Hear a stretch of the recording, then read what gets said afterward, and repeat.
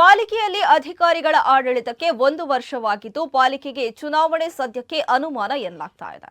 ಮುಂದಿನ ತಿಂಗಳು ಬಜೆಟ್ ಮಂಡನೆಯಾಗುವ ಸಾಧ್ಯತೆ ಕೂಡ ಇದೆ. ಮಂಗಳೂರು ಮಹಾನಗರ ಪಾಲಿಕೆಯಲ್ಲಿ ಜನಪ್ರತಿನಿಧಿಗಳ ಆಡಳಿತ ಕೊನೆಗೊಂಡು ಫೆಬ್ರವರಿ 27ಕ್ಕೆ 1 ವರ್ಷ ಪೂರ್ಣಗೊಳ್ತಾ ಇದೆ. ಸದ್ಯಕ್ಕೆ ಚುನಾವಣೆ ನಡೆಯುವ ಯಾವುದೇ ಲಕ್ಷಣ ಗೋಚರಿಸ್ತಾ ಇಲ್ಲ. ಕೆಲವು ವಾರಗಳ ಹಿಂದೆ ಮಂಗಳೂರಿಗೆ ಆಗಮಿಸ್ತಾ ಇದ್ದಂತಹ ನಗರಾಭಿವೃದ್ಧಿ ಸಚಿವ ಭೈರತಿ ಸುರೇಶ್ ಅವರು ಮಾರ್ಚ್ ತಿಂಗಳಲ್ಲಿ ಸ್ಥಳೀಯ ಚುನಾವಣೆಯ ಪ್ರಸ್ತಾವ ಮಾಡಿದ್ರು. ಆದರೆ ಪೂರಕ ತಯಾರಿ ಇನ್ನೂ ಆರಂಭಗೊಂಡಿಲ್ಲ. ಈ ಹಿನ್ನೆಲೆಯಲ್ಲಿ ಸದ್ಯಕ್ಕೆ ಚುನಾವಣೆ ನಡೆಯುವ ಸಾಧ್ಯತೆ ಕಡಿಮೆ. ಚುನಾವಣೆ ದಿನಾಂಕ ನಿಗದಿ ಆಗಿರಬೇಕು, ವಾರ್ಡ್ ಮೀಸಲಾತಿ ಪ್ರಕಟಗೊಳ್ಳಬೇಕು, ಬಳಿಕ ನಾಮಪತ್ರ ಸಲ್ಲಿಕೆ, ಪ್ರಚಾರ ಸೇರಿದಂತೆ ಈ ಪ್ರಕ್ರಿಯೆ ನಡೆಯಲು ಇನ್ನು ಕೆಲವು ತಿಂಗಳು ಬೇಕು. ಸದ್ಯದ ಮಾಹಿತಿಯ ಪ್ರಕಾರ ಮಾರ್ಚ್ ತಿಂಗಳಲ್ಲಿ ಕೇಂದ್ರ ಸರ್ಕಾರದಿಂದ ಜನಗಣತಿ ಕಾರ್ಯ ನಡೆಯಲಿದೆ. ಇದೇ ಸಮಯದಲ್ಲಿ ಮತದಾರರ ಪಟ್ಟಿ ಪರಿಷ್ಕರಣೆಯೂ ಆಗಲಿದ್ದು, ಈ ವೇಳೆ ಚುನಾವಣೆ ನಡೆಯುವುದು ಅನುಮಾನ ಎನ್ನಲಾಗಿದೆ. ಬಳಿಕ ಮಳೆಗಾಲ ಆರಂಭ ಆಗಲಿದ್ದು, ಈ ವೇಳೆಯೂ ಚುನಾವಣೆ ಘೋಷಣೆಯಾಗದು. ಏನಿದ್ರೂ ಸೆಪ್ಟೆಂಬರ್ ಅಕ್ಟೋಬರ್ ವೇಳೆ ಚುನಾವಣೆಗೆ ಕಾಲ ಕೂಡಿ ಬರಬಹುದು ಎಂದು ಅಂದಾಜಿಸಲಾಗಿದೆ.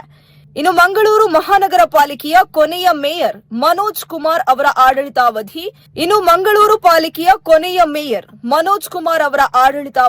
2025 ಫೆಬ್ರವರಿ 27ರಂದು ಪೂರ್ಣಗೊಂಡಿತು. ಇದಾದ ವಾರದ ಬಳಿಕ ನೂತನ ಆಡಳಿತಾಧಿಕಾರಿಯನ್ನಾಗಿ ಮೈಸೂರು ವಿಭಾಗದ ಪ್ರಾದೇಶಿಕ ಆಯುಕ್ತ ರಮೇಶ್ ಡಿಎಸ್ ಅವರನ್ನ ನೇಮಕ ಮಾಡಿ ರಾಜ್ಯ ಸರ್ಕಾರ ಆದೇಶಿಸಿತು. ಬಳಿಕ ನಿರ್ಧಾರದಿಂದ ಹಿಂದೆ ಸರಿದು ದಕ್ಷಿಣ ಕನ್ನಡ ಜಿಲ್ಲಾಧಿಕಾರಿಗಳನ್ನ ಆಡಳಿತಾಧಿಕಾರಿಯಾಗಿ ನೇಮಕ ಮಾಡಲಾಗಿದ್ದು, ಈಗಲೂ ಮುಂದುವರೆದಿದ್ದಾರೆ. ಇನ್ನು ಪಾಲಿಕೆಯಲ್ಲಿ ಜನಪ್ರತಿನಿಧಿಗಳಲ್ಲದೆ ಜನರ ಹಲವು ಸಮಸ್ಯೆ ಈಡೇರುತ್ತಿಲ್ಲ ಎಂಬ ದೂರುಗಳು ಸಾರ್ವಜನಿಕ ವಲಯದಲ್ಲಿ ಕೇಳಿಬರ್ತಾ ಇದೆ. ಪಾಲಿಕೆ ಚುನಾವಣೆ ನಡೆಯದೆ ಜನಪ್ರತಿನಿಧಿಗಳು ಇರದ ಕಾರಣ ಸಾರ್ವಜನಿಕರು ಯಾರಲ್ಲಿ ದೂರು ದುಮ್ಮಾನ ಹೇಳುವುದು ಎಂಬ ಗೊಂದಲದಲ್ಲಿದ್ರು. ಸದ್ಯ ಜಿಲ್ಲಾಧಿಕಾರಿಗಳು ಕಳೆದ 2 ತಿಂಗಳಿನಿಂದ ಫೋನ್ ಇನ್ ಕಾರ್ಯಕ್ರಮ ಆಯೋಜನೆ ಮಾಡಿದ್ದು, ಕೆಲ ನಾಗರಿಕರಿಗೆ ಅಹವಾಲು ಹೇಳಲು ವೇದಿಕೆ ಸಿಕ್ಕಂತಾಗಿದೆ. ಈ ಬಾರಿಯ ಬಜೆಟ್ ಕುರಿತಂತೆ ಈಗಾಗಲೇ ಪಾಲಿಕೆ ಮುಖ್ಯ ಕಚೇರಿ ಮತ್ತು ಸುರತ್ಕಲ್ ವಲಯ ಕಚೇರಿಗಳಲ್ಲಿ ಜನಾಭಿಪ್ರಾಯ ಸಂಗ್ರಹ ಸಭೆ ನಡೆದಿದೆ. ಈ ಕುರಿತು ಅಧಿಕಾರಿಗಳ ಮಟ್ಟದಲ್ಲಿಯೂ ಕೆಲವು ಸುತ್ತಿನ ಸಭೆ ನಡೆದಿದೆ.